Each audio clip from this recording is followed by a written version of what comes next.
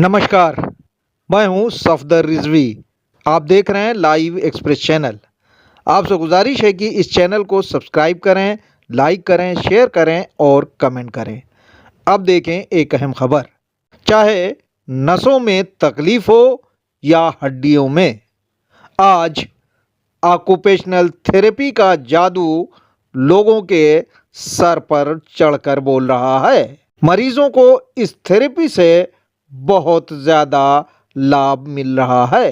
छोटी छोटी एक्सरसाइज कराने के बाद मरीजों को इस लायक बना दिया जाता है कि वे आम लोगों की तरह अपना काम कर सकें और वे किसी पर निर्भर नहीं रहें। इस थेरेपी ने भारत में 75 साल पूरे कर लिए हैं और 27 अक्टूबर को वर्ल्ड ऑक्यूपेशनल थेरेपी डे मनाया जाता है। दिल्ली के जीबी पंत अस्पताल के ऑक्यूपेशनल थेरेपी विभाग के डॉक्टर नीरज मिश्रा काफ़ी सक्रिय हैं।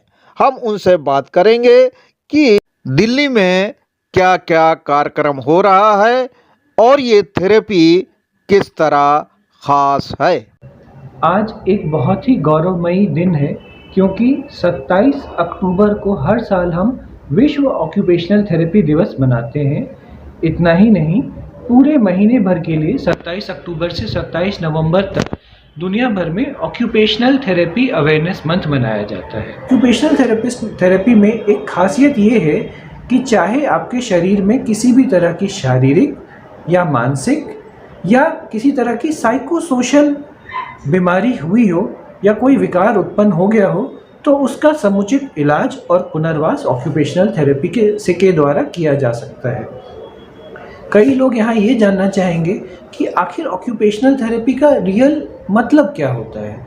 ऑक्यूपेशन का मतलब होता है वो कार्य जो हम अपनी उम्र के हिसाब से कर सकते हैं। जैसे कि एक छोटा बच्चा जो 6 महीने का है, वो क्या कार्य कर सकता, उसको कुछ आवाज़ निकालना आना चाहिए, उसको इशारे से समझना चाहिए, उस पर रिस्पॉन्स करना चाहिए। ऐसे ही अगर कोई 20 साल के व्यक्ति है, उसको क्या आना चाहिए, उसको लिखना पढ़ना आना चाहिए, हाथ से चीज़ें पकड़नी आनी चाहिए, अपने दिनचर्या के काम जैसे कि नहाना धोना, ब्रश कंघी वगैरह करना आना चाहिए, और जो भी वो पढ़ाई लिखाई या नौकरी करते हो उससे रिलेटेड जो भी उन्हें स्किल चाहिए उनके अंदर होना चाहिए। और जो एक 80 साल के बुज़ुर्ग हैं, उनके क्या काम है कि वो इंडिपेंडेंटली रह पाएँ, चल फिर सके, एक जगह से दूसरी जगह जा सके, लोगों के बीच में समाज में उचित बर्ताव कर सके। अब जाने कि इस थेरेपी से किस तरह के मरीजों का इलाज किया जाता है। किसी तरह का विकार उत्पन्न हो जाता है, कोई शारीरिक विकार जैसे कि पैरालिसिस हो गई, फ्रैक्चर हो गया, एक्सीडेंट हो गया, या कोई मानसिक विकार जैसे कि स्किज़ोफ्रेनिया हो गया, डिप्रेशन हो गया, या कई बार कुछ कॉग्निटिव डिक्लाइन हो सकता है जैसे कि स्ट्रोक के मरीजों में होता है, उनकी समझ का फ़र्क आ जाता है, कुछ लोगों में डिमेंशिया हो जाता है, कुछ लोगों में उनकी सोचने समझने की शक्ति थोड़ी कमज़ोर हो जाती है, खास करके एक्सीडेंट के बाद हेड इंजरी के मरीज़ में। तो आप देखेंगे इन सब बीमारियों की वजह से या इन सब कंडीशंस की वजह से मरीज़ की कार्यकुशलता में कमी आ जाती है, तो उसका ऑक्यूपेशन चला जाता है। इसी ऑक्यूपेशन को वापस लाने के लिए जो थेरेपी है उसे हम ऑक्यूपेशनल थेरेपी कहते हैं। तभी चाहे किसी उम्र के मरीज़ हो, चाहे वो बहुत छोटा बच्चा हो या कोई 80 साल के व्यक्ति हो, वहाँ भी ऑक्यूपेशनल थेरेपी उन्हें उनकी उम्र हिसाब से जो भी कार्यकुशलता उनमें चाहिए वह वापस लाने में मदद करती है। अब ऑक्यूपेशनल थेरेपी का इलाज कैसे किया जाता है। ऑक्यूपेशनल थेरेपी एक होलिस्टिक ट्रीटमेंट का हिस्सा है। आजकल नए ज़माने के मेडिकल साइंस में होलिस्टिक ट्रीटमेंट मतलब समुचित इलाज की सोच आई है। इसमें न सिर्फ दवाइयाँ दी जाती है, ज़रूरत पड़ने पर सर्जरी होती है, बल्कि विभिन्न तरह की थेरेपी जैसे occupational therapy, physiotherapy, speech therapy, सबका एक साथ उपयोग करके मरीज़ का समुचित इलाज किया जाता है। ऐसा नहीं है कि अकेला एक व्यक्ति ही हर चीज़ का इलाज कर सकता है।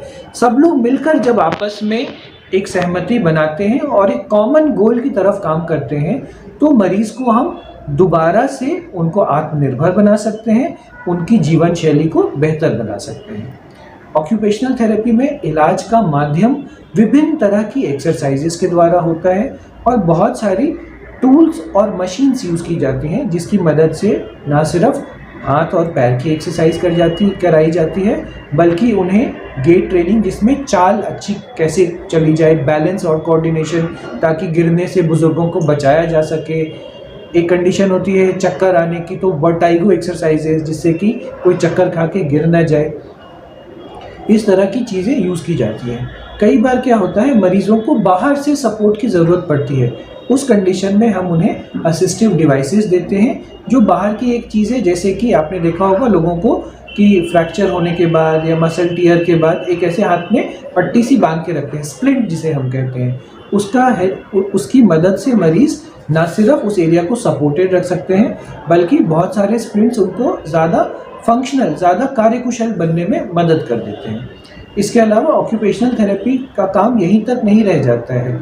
ऑक्यूपेशनल थेरेपी वोकेशनल ट्रेनिंग और स्किल डेवलपमेंट के माध्यम से जो ऐसे मरीज़ हैं जिनका दुर्घटना में हाथ या पैर चला गया हो और जो वापस अपने काम पे नहीं जा सकते, उन्हें नए तरीके से जो शरीर के बाकी बचे हुए अंग हैं, मान लीजिए दाहिना हाथ खराब हो गया तो बाएं हाथ से ट्रेनिंग दे करके कैसे वापस से वो अपना कंप्यूटर वर्क कर सके, वापस से वो अपना कुछ टूल वर्क कर सके, उसके लिए सिखाते हैं।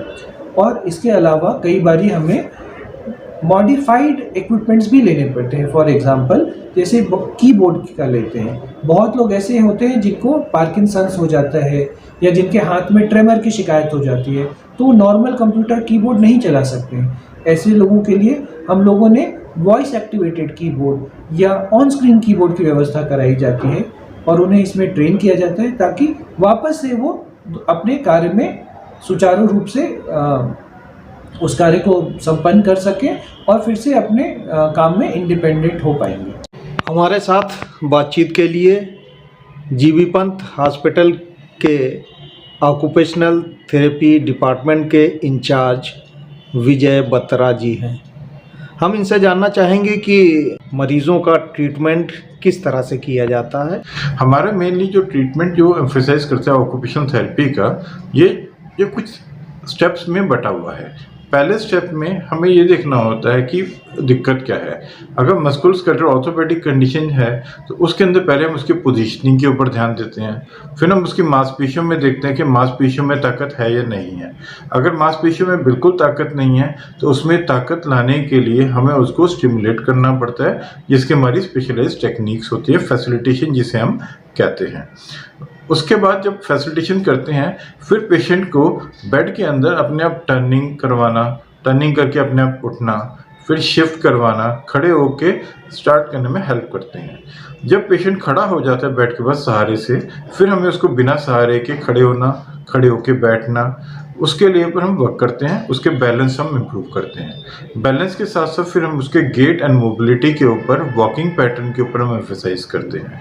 कुछ मरीज होते हैं जिसके हाथ के फंक्शन चले जाते हैं, उस हाथ के फंक्शन जिसे हम कहते हैं इन हैंड मैनिपुलेशन स्किल और हैंड डेक्सटेरिटी, उन फंक्शनों को वापस लाने के लिए जिसके अंदर हाथ के अंदर रोटेशन, शिफ्ट, ट्रांसलेशन, ये सब चीज़ें उसके अंदर होती है, उसको हम वापस रिगेन करने में मदद करते हैं।